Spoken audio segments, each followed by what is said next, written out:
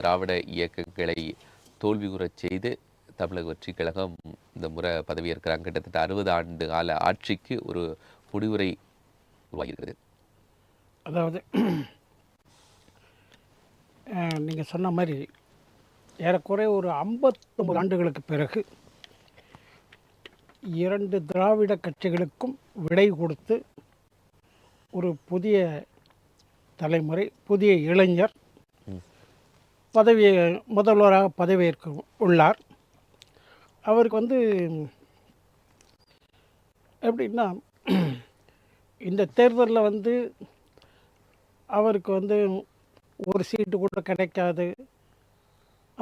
சொற்பமான 30 சீட்டுக்கு மேல் தாண்டி, அதிகபட்சம் 30 சீட்டுக்கு மேல் தாண்டினால் அது பெரிய ஒரு ஆச்சரியமான விஷயம் என்பது போலாம் பலரும் பேசினார்கள்.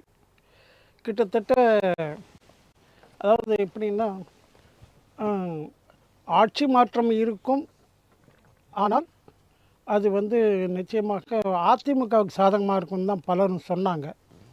ஆனால் எல்லா எதிர்பார்ப்பையும் முறியடித்து இளைஞர்கள், பெண்கள் ஆகியோருடன் ஒத்துழைப்புடன் ஓரளவுக்கு அவர் கிட்டத்தட்ட இந்த தேர்தலில் 108 தொகுதியை கைப்பற்றிருக்கு தாவேகா. அதாவது இந்த தேர்தலில் யாருக்கும் மெஜாரிட்டி கிடைக்கல. தொங்கு சட்டப்பேரவைங்கிறத இவங்களுக்கு 108 தொகுதி கிடைச்ச உடனே இவங்க என்ன பண்ணுறது அப்படின்னு தெரியாமல் ஒரு சூழல். அந்த மாதிரி ஒரு சூழலில் காங்கிரஸ் கட்சி அவர்களுக்கு கை கொடுக்க முன் வந்தது. காங்கிரஸோட 5 பேர் ஆதரவு வந்ததுனால அவங்களுக்கு 112 ஆச்சு. அந்த நேரத்தில் திமுக கூட்டணியில் உள்ள இடதுசாரி கட்சிகளும் விசிகவும் ஆதரவு தருவதில்லை. ஆனால் இடதுசாரி கட்சிகள் எப்படி அந்த ஆதரவு கொடுத்துருக்காங்கன்னா, நிபந்தனையற்ற ஒரு ஆதரவு. வெளியிலிருந்து நாங்கள் அமைச்சர்கள் இருக்க மாட்டோம், வெளியிலிருந்து தான் ஆதரவு தருவோம் அப்படிங்கிற திட்டவட்டமாக சொல்லிட்டாங்க. முதல்ல விடுதலை சிறுத்தைகள் கட்சியில் இடதுசாரிகளின் முடிவுகள் தான் எங்களது முடிவாக இருக்கும் என்று சொன்னாலும் அவர்கள் ஆதரவளிப்பதில் ஒரு சில காலதாமதம் ஏற்பட்டது. இது ஒரு பக்கம் இருக்கட்டும். அதே நேரத்தில் விஜய் ஆளுநரை சந்தித்து தனக்கு ஆதரவு இருப்பதாக சொன்னபோது ஆளுநர்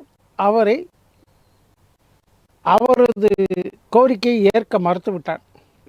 ஏன் மறுத்துட்டார்னா, அவர் தனியாக 108 பேர் எங்களுக்கு ஆதரவு இருக்குது, நாங்கள் நிச்சயம் ஆட்சி அமைப்போம், எங்களுக்கு மற்ற கட்சிக்கு ஆதரவு பொதுவாக சொல்லியிருந்தார்னா அவரை உடனடியாக ஆட்சி அமைக்க ஆளுநர் அழைத்திருப்பார்.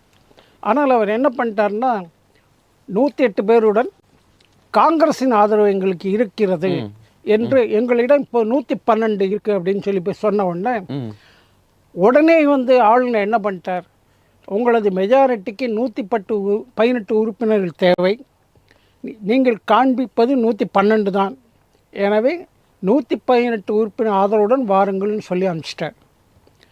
அடுத்த நாள் இடதுசாரிகள் ஆதரவு தெரிவித்த உடனே எங்களுக்கு இப்போ 117 இருக்குது, இப்போவாவது எங்களை நம்புங்கள், எங்களுக்கு ஆட்சி அமைக்க ஆதரவு தாருங்கள் கேட்டார்.